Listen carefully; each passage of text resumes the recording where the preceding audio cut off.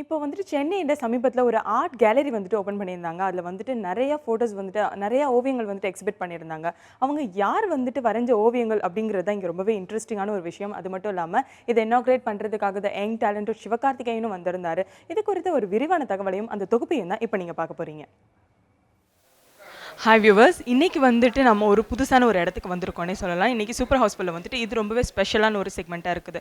கிட்டத்தட்ட வந்துட்டு 25 ஆட்டிசம் ஸ்டூடண்ட்ஸ்க்கு வந்துட்டு இங்க ஒரு ஆர்ட் கேலரி வந்து வச்சிருக்காங்க. இதுல வந்துட்டு அவங்க பண்ண ஆர்ட் எல்லாத்தையுமே எக்ஸிபிட் பண்ணியிருக்காங்க. இந்த ஆர்ட்ஸ தான் நம்ம இன்னைக்கு நெறைய பார்க்க போறோம். அது மட்டும் இல்லாம அந்த ஆட்டிசம் ஸ்டூடண்ட்ஸ் வந்துட்டு என்னெல்லாம் வந்துட்டு கற்பனை பண்ணியிருக்காங்க, என்ன மாதிரியெல்லாம் அவங்களோட திறமைகளை வெளிப்படுத்தியிருக்காங்க, இதை யாரெல்லாம் ஆர்கனைஸ் பண்ணாங்க, இங்க யாரெல்லாம் வந்திருக்காங்க, இந்த மாதிரி நெறைய விஷயங்கள தான் இந்த செக்மெண்ட்ல நீங்க பார்க்க போறீங்க. Painting was just something that came about. We coaxed them to draw and color as they were doing academics. And அது கூட வந்து நிறைய சில்ட்ரன் இந்த கலர் கான்செப்டை வந்து தெரிய வந்து ரொம்ப நல்லா அதை ஃப்ரம் இன்சைட் அது நாங்கள் எதுவுமே ஃபார்மல் ட்ரைனிங் கிடையாது, சொல்லி கொடுத்தது கிடையாது. பட் அதுவாக உள்ளேருந்து வெளியில் வருது இந்த எல்லா சில்ட்ரனுக்கும் painting.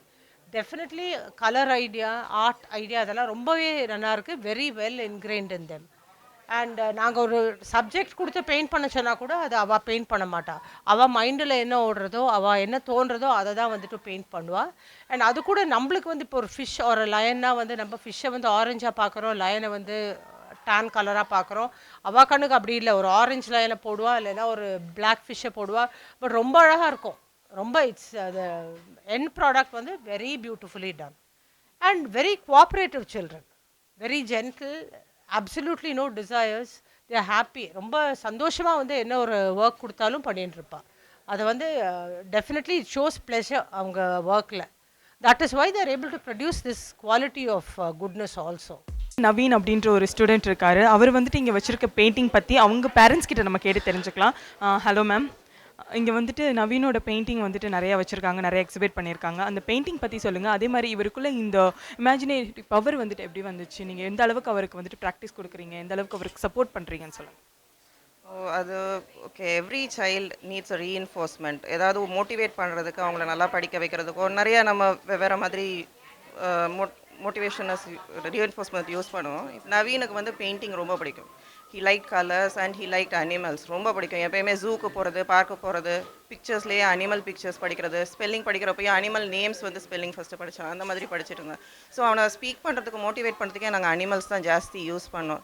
And so that way so நீ வந்து இப்போ ஒரு பக்கம் ஒர்க் ஷீட் பண்ண, இல்லாட்டி இந்த டேபிள்ஸை மனப்பாடம் பண்ணி முடிச்சேன்னா I give you something to colour and paint. அந்த மாதிரி வி ஸ்டார்டட்.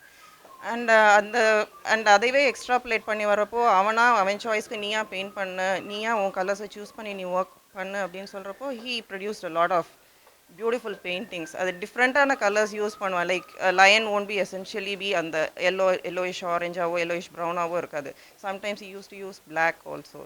எலிஃபெண்ட்டுக்கு வந்து பர்பிள் அண்ட் ப்ரௌனை மிக்ஸ் பண்ணி he use to produce a new colour and paint the elephant in that. அந்த மாதிரி வெவ்வேறு மாதிரி அவனோட whatever he wanted he use to two.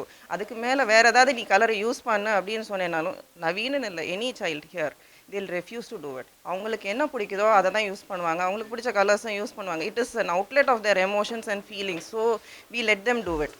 The young talented Sivakarthikeyan நம்மளோட இருக்காரு. எப்படி இருக்கீங்க சார்? நல்லா இருக்கீங்க, தேங்க்யூ. ரொம்ப நாள் கழிச்சு இது மாதிரி ஒரு ஆர்ட் கேலரியில் நாங்கள் உங்களை பார்த்துருக்கோம். இந்த இடத்துக்கு வந்துட்டு ஃபர்ஸ்ட் நீங்கள் வந்ததுக்கு என்ன ஐடியா சார்? உங்களுக்கு எந்த அளவுக்கு பிடிச்சிங்க வந்தீங்க? பேசிக்காக என்ன, எனக்கு வரையெல்லாம் தெரியாது. எனக்கு என்னென்னா இது சொல்லும் பொழுது ரொம்ப இன்ட்ரெஸ்டிங்காகவும் எக்ஸைட்டிங்காகவும் இருந்தது. என்னென்னா எல்லாருக்குமே தோணும் என்ன வரைவாங்க, என்ன வரைய முடியுன்றது. எவ்வளோ பேர் அதை பயங்கரமாக யோசித்து வருவாங்க தெரியல. எல்லாருக்குமே என்ன அப்படி வரைஞ்சிட முடியும் அப்படின்றதான் இருக்கும். பட் அதை வந்து பார்த்தா யாராக இருந்தாலும், எவ்வளோ பெரிய ஆளாக இருந்தாலும் அதை உடச்சிருவாங்க இந்த கிட்ஸ் அப்படிங்கிறது தான் இருக்குது. அவங்களுடைய கலர் சென்ஸு அண்ட் அவங்களுக்கு பிடிச்ச விஷயங்கள், உணர்கிற விஷயங்களை மட்டும்தான் வரைகிறாங்க. இது வந்து இன்னொருத்தவங்களுக்கு பிடிக்கணுன்றதை தாண்டி, இல்லை இது வந்து எப்படியாவது விற்கணுன்றதை தாண்டி அவங்களுக்கு என்ன சந்தோஷத்தை தருதோ அதை மட்டும்தான். இந்த பெயிண்டிங்ஸ்லாம் வந்து சும்மா பெயிண்டிங் இல்லை, அவங்களுடைய உணர்வுகளையும் அவங்களுடைய சந்தோஷத்தை மட்டும்தான் அவங்க வந்து பிரதிபலிச்சிருக்காங்க. ஏன்னா ஆர்டிஸ்டிக் கிட்ஸ்ன்றவங்க அவங்களுடைய உலகத்தில் ரொம்ப சந்தோஷமாக இருக்கிறவங்க. அவங்களுக்கு எந்த விதமான கவலையும் நம்மளை மாதிரி அவன் ஏன் இப்படி இருக்கிறான், இவன் ஏன் இப்படி இருக்கிறான், அவன் லைஃப் ஏன் இப்படி இருக்குது, இவன் லைஃப் ஏன் இப்படி இருக்குன்னு யோசிக்கிறவங்களே கிடையாது. அவங்களுடைய உலகத்தில் சந்தோஷமாக இருக்காங்க. அவங்க பிரதிபலிச்சிருக்கிற அந்த பெயிண்டிங் அதில் நான் எத்தனை இருக்குன்னு கேட்கும்போது 100க்கு மேலே இருக்குன்னு சொன்னாங்க. அது இன்னும் எக்ஸைட்டிங்காக இருந்தது. ஸோ அதில் நானும் ஒரு பார்ட்டாக இருக்கணுன்றதை நான் இனாக்ரேட் பண்ணேன்றதெல்லாம் தாண்டி இங்கே நிறைய பேர் இதுக்காக பெரிய இனிஷியேட்டிவ் எடுத்துருக்குறாங்க. அதில் நானும் ஒரு பார்ட்டாக இருப்பேன்றது தான். இல்லை நீங்கள் ஒரு பார்ட்டாக இருக்கேன்னு சொல்கிறீங்க, இன்னும் அடுத்த ஸ்டெப் உங்களது என்னவா இருக்கும் சார்? ஏன்னா ஏற்கனவே பார்த்தோம் இங்கே நீங்கள் நிறையா வாட்டி வந்திருக்கீங்க அப்படின்னு சொல்லிட்டு நிறைய ஃபோட்டோஸ் எல்லாம் பார்த்தோம். ஸோ இதுக்கான அடுத்த ஸ்டெப் என்னவா இருக்கும்? இல்ல இதுக்கு முன்னாடி வந்த ஒரு முறை வந்தது, அது ஒரு மரியாதை நிமித்தமா வந்தது. இதுதான் ஆத்மார்த்தமா வந்திருக்கேன்னு நெனைக்கிறேன்.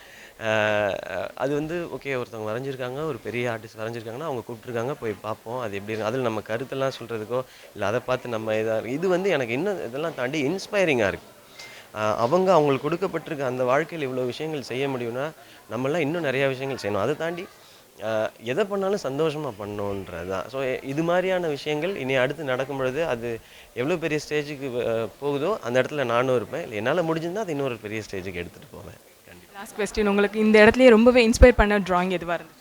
அப்படி நான் சொல்ல முடியாது. ஏன்னா எல்லாமே வந்து எனக்கு பிடிச்ச டிராயிங் தான். இது சும்மா ஃபார்மலா சொல்ற விஷயம் இல்ல.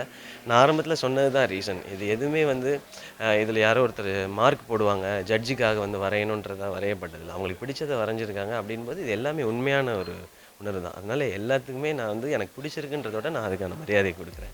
ஸோ கண்டிப்பாக இந்த இடம் வந்துட்டு உங்களுக்கு ரொம்பவே பிடிச்சிருக்கும்னு நினைக்கிறேன். இங்கே வந்துட்டு நிறைய டிராயிங்ஸ் நீங்கள் பார்த்துருப்பீங்க. இதை இனாக்ரேட் பண்ணுறதுக்காக த யங் டேலண்டட் சிவகார்த்திகேயனும் வந்திருந்தாரு. அவரும் நிறையவே பேசியிருந்தாரு. இந்த மாதிரியான குழந்தைகளுக்கு வந்துட்டு இருக்கக்கூடிய டேலண்ட்டை நம்ம கண்டிப்பாக வந்துட்டு எக்ஸிபிட் பண்ண தான் பார்க்கணும். இன்னும் நிறைய ஊக்குவிக்கணும்.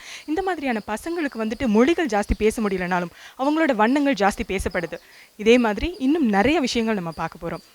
வினோதினி ரவி, சினிமா செய்திகள் பிரிவு, நியூஸ் 7 தமிழ்.